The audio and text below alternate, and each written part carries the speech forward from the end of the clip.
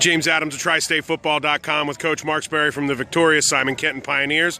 Now 13-0 in region champs, Coach.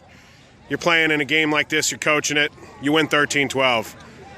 It's one of the best games I've seen in a long time. Can you probably not enjoy the game, but do you even realize what a great game it is while you're in the coaching moment, or you just continue to coach play after play? Trying to coach play after play and figure out a way to keep our kids motivated and keep them playing hard to try to make plays. After when the final buzzer sounded, I knew it was a great game. I told all the Cooper kids what a great game. In a game like that, no one deserves to lose. Both teams laid their hearts on the line. They're a great football team. They're very well coached. Coach Borgers did an unbelievable job. We were lucky enough to come out on top. Our kids stepped up and made a couple of plays when we needed some plays. The 2-point conversion, and then there at the end, once they got the onside kickback, we obviously didn't execute our onside hands team very well.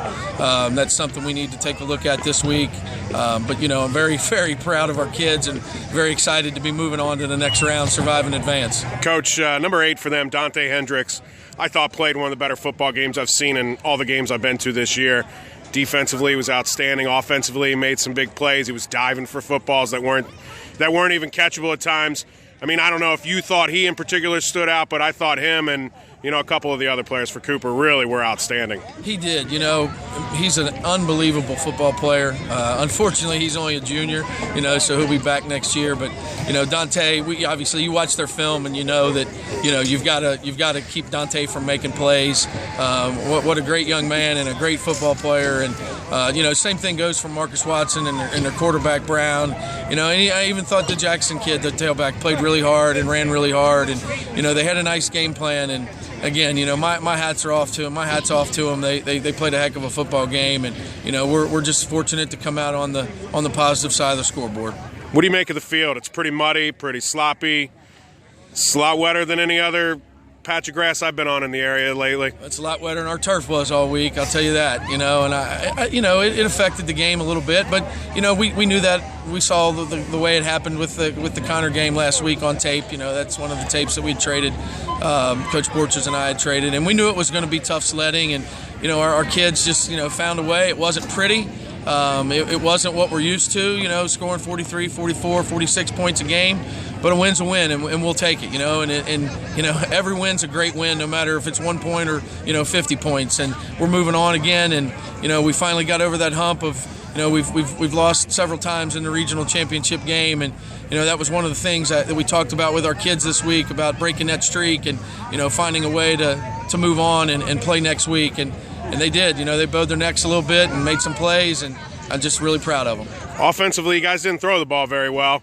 But I thought Cam and Dylan both ran the football pretty well. I thought your line played pretty strong, even though you only put up 13 points. Can you look at a game where you put up fewer points than you normally do and say your offense played well? We did some things good with the football. We ran the ball fairly effectively at times. The field conditions took some of what we normally do away from us, and what they do defensively. They're a really good defensive football team. If you look at the first time we played them, they held Dylan in check rushing, and Dylan scored it through on our first touchdown of the night on a little inside trap, and we kept trying to attack that middle of the field, and they got some great defensive linemen, 53 and 56, Roxfag and Watson. Marcus Watson. They're great defensive linemen. I feel like our offensive line matches up pretty good with people, but they're really good, and we kind of picked our spots to try to throw some passes. We weren't real effective in the passing game tonight, but again, we come out with a 1-point win, and I couldn't be happier.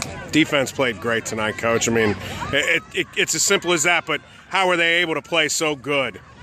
They just buy in to the physicality and the effort and the motors that we preach to them all the time. Our defensive line, we've talked about them all year. How our defense was kind of built around that defensive line with Tucker and Blake, and at the end of the game there we get 2 big sacks. When they've recovered the onside kick from us, and those 2 come through with a couple of big sacks and force them to throw the ball, put some pressure on him, make him scramble on the last play, and those kids have just go and go and go, and we're fortunate to be able to platoon and not have those guys get so tired, and I think that made a difference there at the end of the game. Coach, you've been this far before. It's been a few years. You're in the Final Four. It's got to sound good. It certainly does. Coach Marksberry, congratulations on a great win and an absolutely classic football game. Thanks for your time. Thank you.